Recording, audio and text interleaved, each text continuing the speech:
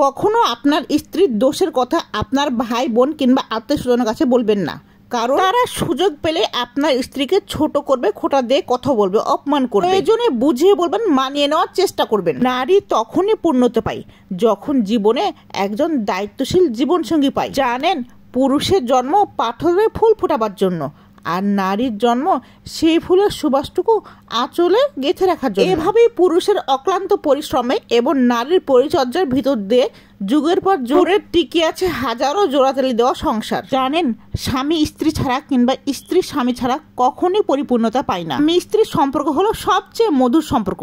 স্বামী স্ত্রীর খুশিতে স্বয়ং আল্লাহ তাআলাও খুশি হয়ে যায়। জানেন, একজন স্ত্রীর কাছে পুরো পৃথিবীর মানুষের সাপোর্টের প্রয়োজন হয় না, যদি তার কাছে শুধুমাত্র স্বামীর সাপোর্ট থাকে। স্ত্রীর ভালো থাকার জন্য শুধুমাত্র স্বামীর সাপোর্টটাই যথেষ্ট। একজন নারী জানে ভাগ্য না নিয়ে জন্মগ্রহণ করাটা কতটা মূল্যহীন। রূপবতী, গুণবতী, যেইবতী হন না কেন, সবকিছুই হার মেনে যায় একজন ভাগ্যবতীর কাছে। আর ভাগ্যবতী না হলে সারা জীবন কান্না করতে করতে গোটা একটা জীবনই পার করে দিতে হয়। প্রিন্সেস ডায়না ছোট্ট একটা কথা বলেছেন, তার সাথে পরিচিত আমরা কম বেশি সকলেই বলেছেন, আমি যাকে ভালোবাসি সে ছাড়া গোটা বিশ্ব আমাকে ভালোবেসেছে।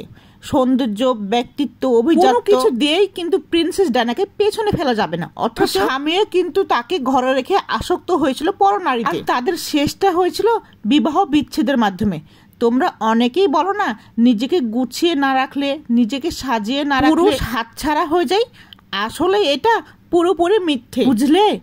যে পুরুষের মন মানসিকতা নোংরা, তার ঘরে হুর থাকলেও সে তার বাড়ির কাজের মেয়ের পেছনেই ছুটবে। যাদের মনের ভিতর স্বচ্ছ পরিষ্কার, তারা দিনের পর দিন সুন্দরী নারীদের উপেক্ষা করে সারাক্ষণ তাদের স্ত্রীদের কথা ভাববে। বেঈমানদের কোনো কারণেই লাগে না বেঈমানি করবার জন্য। তাদের আগাগোড়া পুরোটাই নোংরামিতে ভরা। বোকা নারীদের তাদের থেকে ভালো কিছু আশা করাটাই ভুল। প্রিন্সেস ডায়নার মতো নিজের মনটাকে শক্ত করে ধরে রাখতে পারেনি অনেক নারী।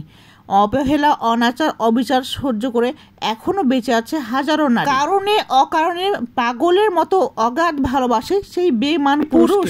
তোমরা সোনা খুঁজতে গিয়ে হীরাকে হারিয়ে ফেলতেছো। মেয়েদের আপন বলতে আল্লাহ কাউকে দেয়নি আল্লাহ ছাড়া। এই দুনিয়াতে মেয়েরা হলো পরনির্ভরশীল নারী, আল্লাহ ছাড়া তাদের আপন কেউ না। আল্লাহ ছাড়া মেয়েদের কেউ আপন হয় না, আর কবর বাড়ি তো মেয়েদের কোনো বাড়ি হয় না। এই দুনিয়াতে যেসব মেয়েরা একজন যত্নশীল কেয়ারিং হাজবেন্ড পেয়েছে, তারা তো এই দুনিয়াতেই জান্নাত পেয়ে গেছে। যার নাই তার তো কিছুই নাই।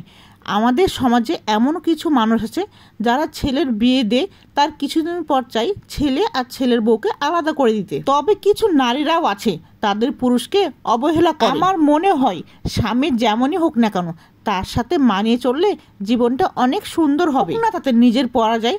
কারণ স্বামী সাপোর্ট না থাকলে একটা মেয়ের জীবন জাহান্নামে পরিণত হয়ে যায়। পৃথিবীতে ভালো খারাপ দুটোই রয়েছে, যার কপালে যেটা জুটে। আমি এমনও দেখেছি স্বামী ভালো হলে বউ ভালো হয় না, আর বউ ভালো হলে স্বামী ভালো হয় না। পৃথিবীতে যদি সবাই ভালো মানুষ হতো, তবে আপুরা আলহামদুলিল্লাহ, আমার হাজবেন্ড কিন্তু অনেক কেয়ারিং।